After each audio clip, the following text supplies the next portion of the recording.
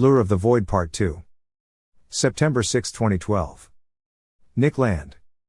Narrated by Skeptical Waves. The right stuff in the rough. It's important to understand what Apollo was, and wasn't. It was a victory in the Cold War over the Soviets, but because we were at war, we waged it with a state socialist enterprise. What it was not was the first step of opening up the frontier to humanity, and it was in fact a false start that has created a template for NASA and a groove in which we've been stuck for over 4 decades now, with many billions spent and little useful progress. Rand Simberg.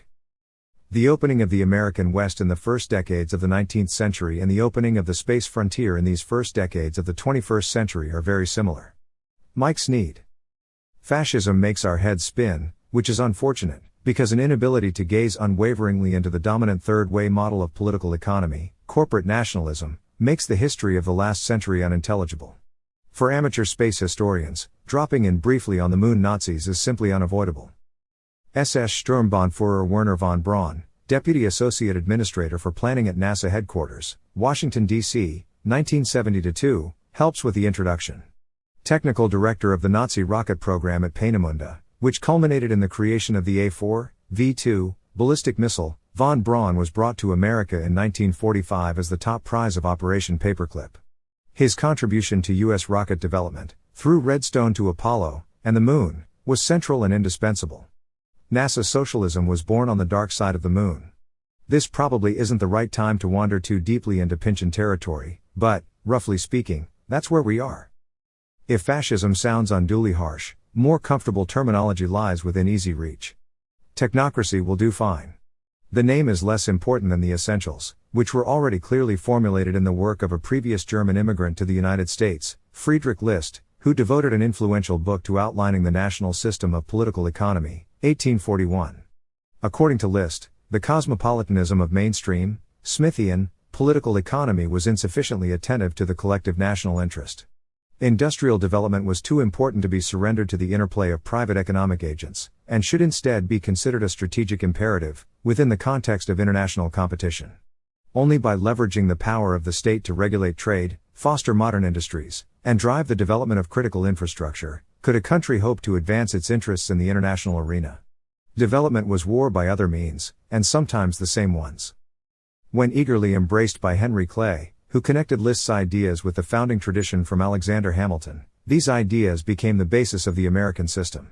Economic nationalism was to be pursued along the threefold path of managed trade, tariffs, state-controlled finance, central banking, and state-directed infrastructure development, especially transportation systems.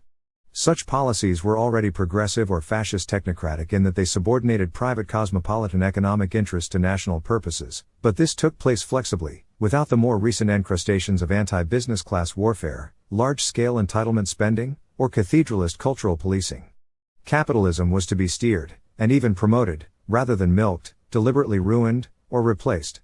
Due to its patriotic direction, elitism, and affinity with militarization, this technocratic progressivism could easily be understood as a phenomenon of the right, or at least, in Walter Russell Mead's words, the bipartisan establishment. Apollo perfectly exemplified American technocratic progressivism in the Teutonized, neo-Hamiltonian tradition. A small step for a man, and a substantial leap for mankind, it was a colossal high jump for the U.S. Leviathan, marking an unambiguous triumph in the structured competition with its principal geostrategic and ideological rival. The Apollo program wasn't exactly part of the ballistic missile arms race with the Soviet Union, but it was close enough to contribute to its symbolic, mass psychological, and deterrent purpose. Landing a man on the moon was a type of overkill, relative to landing a nuke on Moscow, and it expressed a superabundant payload delivery capability that had won a war of messages. In an article originally published in the American Spectator, November 10, 2010, Ian Murray and Rand Simberg described the moon race as big government's final frontier, remarking that there's something about space policy that makes conservatives forget their principles. Just one mention of NASA, and conservatives are quite happy to check their small government instincts at the door and vote in favor of massive government programs and harsh regulations that stifle private enterprise. They conclude, it is time for conservatives to recognize that Apollo is over. We must recognize that Apollo was a centrally planned monopolistic government program for a few government employees, in the service of Cold War propaganda, and was therefore itself an affront to American values. If we want to seriously explore, and potentially exploit space, we need to harness private enterprise, and push the technologies really needed to do so. Whilst it would be pointlessly upsetting to translate this into a call for the denazification of outer space, it would be equally misleading to read it as nothing of the kind. Progressive technocracy, in a range of national flavors, is the only effective space politics the world has ever seen, and it is still far more likely, in the near term, to be modernized than radically supplanted. Space development poses such an immense collective challenge that it sucks even liberty-oriented conservatives such as Simberg towards accommodation with the activist, catalytic, neo-Hamiltonian state. At least initially, there's simply no other place where the clanking machinery of Leviathan is more at home. Popular culture has picked up on this well. Among the many reasons for the ecstatic reception to Ridley Scott's Alien, 1979, was appreciation for its realistic tonal portrait of practical space activity. Science and commerce played their parts, but the leading edge was dominated by quasi-military heavy metal, funded by massive budgets based on gravely obscure strategic objectives, directed and crewed by hard, obedient, buzz-cut types who did whatever it took to get things done. Weapons research trumped all other considerations.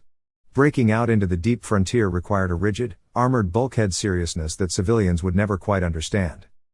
When suddenly stripped of its Cold War context, the proxy warfaring of the rocket state lost coherent motivation, and immediately veered off course into increasingly ludicrous pseudo-objectives. By the closing years of the 20th century, all pretense of a big push outwards had been dissipated amongst commoditized LEO satellite maintenance, unconvincing zero-gravity science projects, ritualistic space station diplomacy, multicultural astronaut PR, and even cynical make-work schemes for dangerously competent ex-Soviet technicians. Clever science continued, based on robot probes and space telescopes, but none of that even hinted at an impetus towards space settlement, or even manned spacecraft, and typically advised explicitly against it.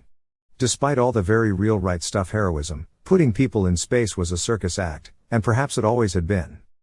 Whatever else outer space may be, it's a place where the right goes schizoid, and the more that it's thought about, the more jagged the split. The seemingly straightforward, dynamic traditional, and extremely stimulating image of the frontier illuminates the point. The frontier is a space of attenuated formal authority, where entrepreneurial, bottom-up processes of social formation and economic endeavor are cultivated amongst archetypal rugged individualists. Its affinity with libertarian impulse is so tight that it establishes the homesteading model of natural property rights, and yet, equally undeniably, it is a zone of savage, informal warfare, broken open as a policy decision, pacified through the unremitting application of force, and developed as a strategic imperative, in the interest of territorial political integration.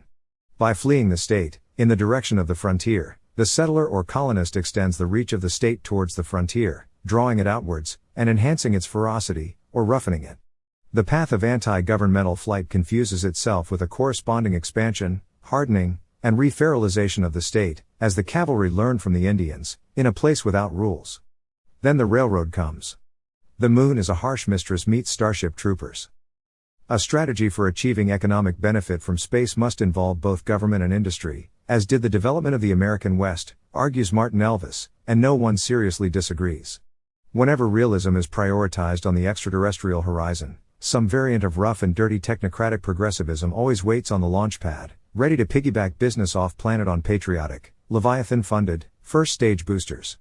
Over-hasty denazification is strictly for earthbound softies. The neo-Hamiltonian jump leads work too well to drop. As usual, Simberg expresses this best. The United States should become a spacefaring nation, and the leader of a spacefaring civilization. That means that access to space should be almost as routine, if not quite as affordable, as access to the oceans, and with similar laws and regulations.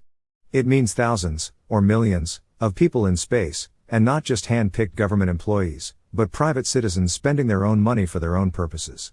It means that we should have the capability to detect an asteroid or comet heading for Earth and to deflect it in a timely manner. Similarly, it means we should be able to mine asteroids or comets for their resources, for use in space or on Earth, potentially opening up new wealth for the planet. It means that we should explore the solar system the way we did the West, not by sending off small teams of government explorers. Lewis and Clark were the extreme exception, not the rule, but by having lots of people wandering around and peering over the next rill in search of adventure or profit. We should have massively parallel exploration, and not just exploration, but development, as it has worked on every previous frontier. Which brings us to new space.